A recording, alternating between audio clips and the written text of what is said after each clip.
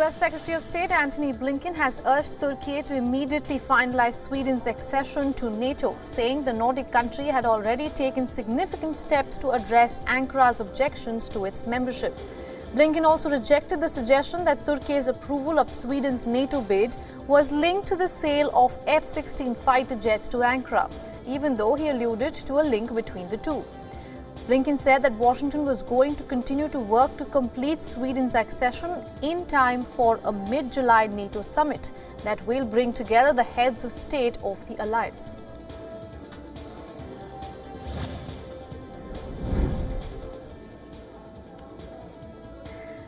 North Korea's satellite launch has reportedly ended in failure after the rocket's second stage malfunctioned, sending the craft plunging into the sea. According to reports, the new satellite launch rocket failed due to instability in the engine and fuel system.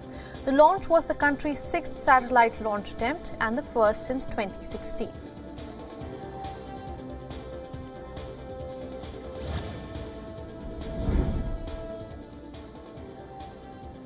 Residents in the South Korean capital of Seoul were rattled by wailing sirens and mobile phone alerts that called for rare evacuations early today after North Korea launched its satellite. The sirens started in Seoul at about 6:32 a.m. as the city issued a presidential alert asking citizens to prepare for a potential evacuation. Then came a second mobile alert minutes later calling for an evacuation, which remained in place for at least 10 minutes.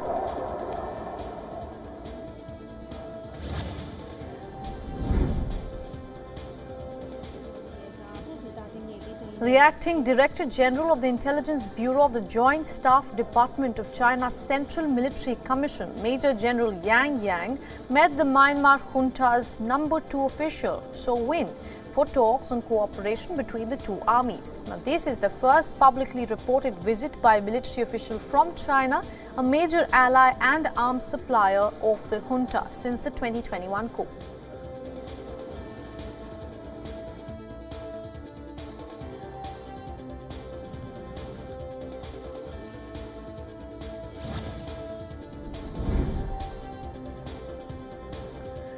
The Islamabad High Court has extended former Pakistan Prime Minister Imran Khan's interim bail for 3 days in the Al-Qadir Trust corruption case. The order was issued by a 2-judge bench. The Al-Qadir Trust case alleges that Khan and his wife Bushra Bibi obtained land worth billions of rupees for their trust from Malik Riaz, a major property tycoon of Pakistan, to build an educational institute. The NAB has alleged that Khan's PTI government struck a deal with Riaz that caused a loss of more than $239 million to the national exchequer in a quid pro quo arrangement with the real estate businessman.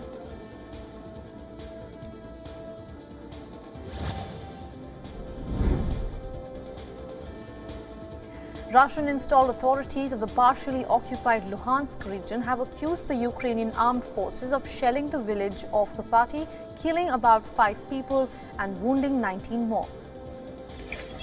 The Moscow-appointed governor of Luhansk region has said that all those wounded had been hospitalized. According to the Russian-installed local coordination center, a poultry farm and also a construction camp were hit by the attack.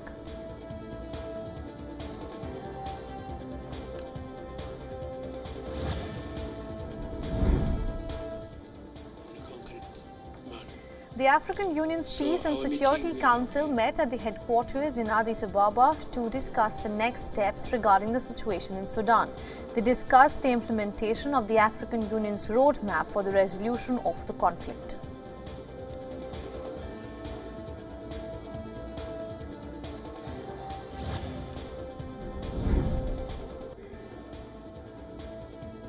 Russian forces published statement with new claims. Moscow claims to have destroyed a major Ukrainian warship. The warship is also being called the last major warship in the Ukrainian fleet. The vessel was reportedly destroyed while being stationed at the south port of Odessa.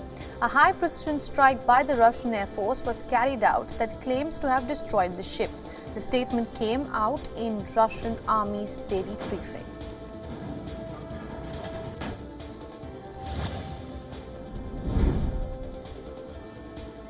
Amid escalating US tensions, Chinese tech entrepreneurs are reportedly planning to de-China.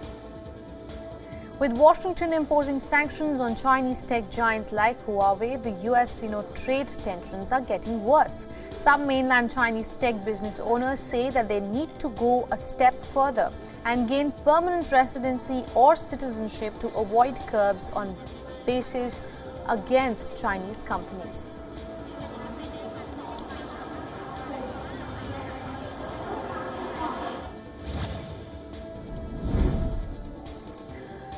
European Union Commissioner urges the extension of Ukraine grain import ban until at least end of October. The restrictions followed complaints from Eastern EU countries that a surplus of Ukrainian grain was driving down local prices and impacting local farmers.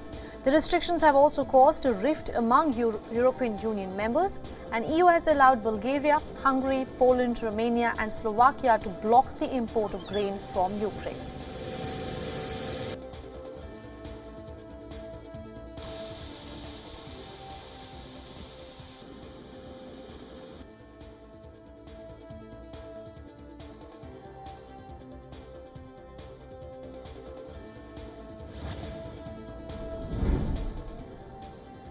Danish Prime Minister Mette Frederiksen is making headlines for delivering a speech to Parliament, partly written using artificial intelligence tool ChatGPT, to highlight the revolutionary aspects and risks of AI. He was giving a traditional speech as Parliament gets ready to close for the summer. Så det både fascinerende og skræmmende, hvad det I stand til.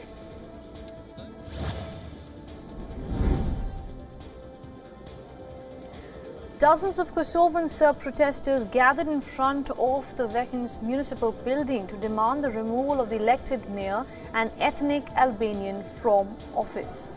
The protesters raised a giant Serbian flag and emphasized their intention to maintain a peaceful gathering. The northern Kosovo town was the site of violent clashes that resulted in injuries to NATO peacekeeping soldiers and also protesters.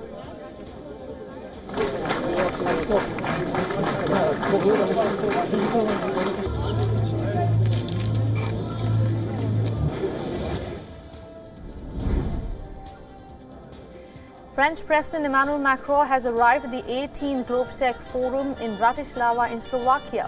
He was greeted by Slovakian President upon his arrival. He is being joined by Eastern European leaders in what is seen as an Eastern European Davos.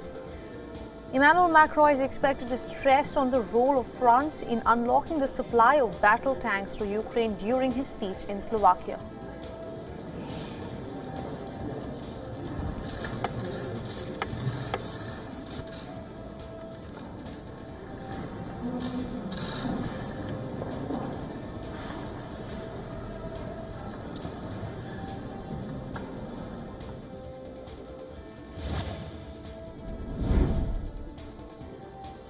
Kosovo Prime Minister Albin Kurti spoke on the future of his country. Hundreds of ethnic Serbs on Wednesday gathered in a town of northern Kosovo, and days after clashes that injured about 30 soldiers from a NATO-led peacekeeping force, and over 50 Serbs, provoking fears of a renewal of the region's bloody conflicts and prompting the NATO to send in additional troops. In his remarks, Kurti called the protesting Serbs a fascist mob and blamed Belgrade for influencing the Serbian political party in Kosovo to lead to the boycotting of elections.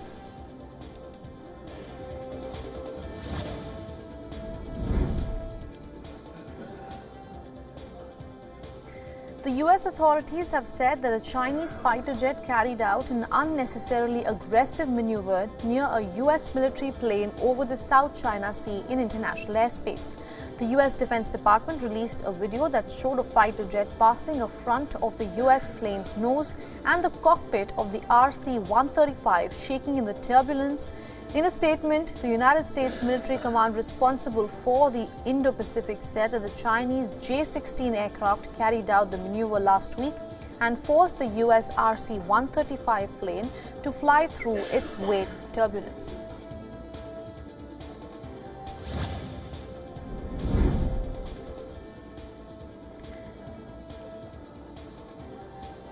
Kremlin says it is supporting Kosovo's Serbian population and believes that their legal rights and interests must be protected. Kremlin spokesperson Dmitry Peskov said that Moscow was following with concern the unrest in Kosovo, which has increased sharply since ethnic Albanian mayors took office in the country's northern Serb majority area after votes last month.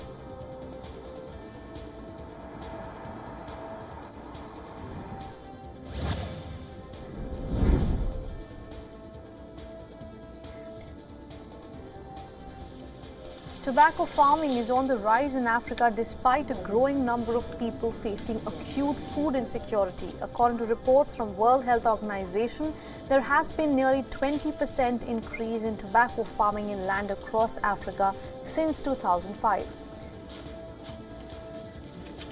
The WHO also stated that more than 1 million children are estimated to be working on tobacco farms, missing their opportunity for education. And according to reports, Zimbabwe is Africa's largest tobacco producer, with China funding the bulk of production and also procures the lion's share of Zimbabwe's tobacco.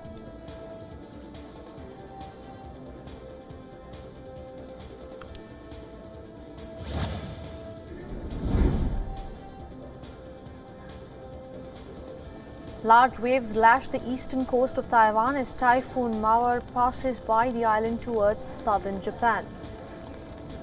According to a forecast by the Central Weather Bureau, the typhoon is not expected to make landfall in Taiwan but could still bring torrential rain to its mountainous areas.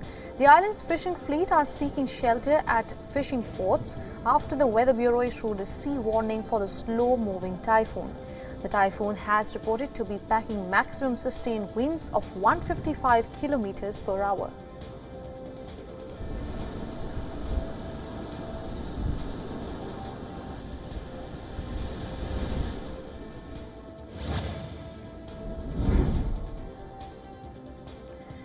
Faced with record heat and a shortage of power, the Vietnamese capital of Hanoi has turned off some street lights to save electricity as demand for air conditioning soars. Parks in the city of 8 million people are now plunged into total darkness after 11 p.m., while two-thirds of street lights are also switched off at the same hour.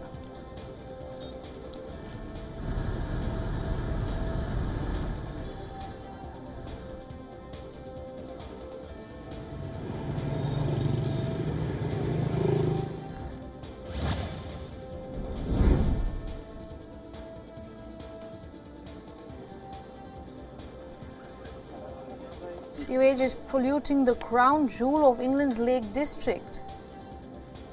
Windermere is England's largest lake, but sewage is polluting its waters. UK water companies are barred from dumping untreated wastewater in normal circumstances. They are allowed to make such releases when heavy rains threaten to overwhelm sewage treatment plants.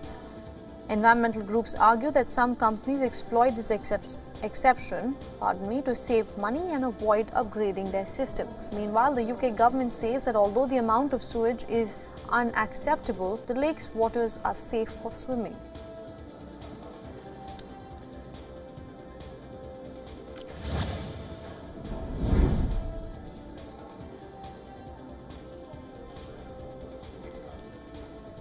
At Kenya's largest rubbish dump, scores of people pick through 2,000 tons of waste a day, looking to resell recyclable items. But much of the waste ends up on the streets and in sewage systems. The United Nations Environment Programme warned that the Dandora dump has posed a serious health threat to those working and living nearby. The dump opened in 1975 and was declared full by public health officials in 2001. It is still in use over 2 decades later, despite a 2021 court ruling ordering its closure. Within 6 months, now a community-based organization called the Kibarazani is plastics from dump sites and recycles them into household products.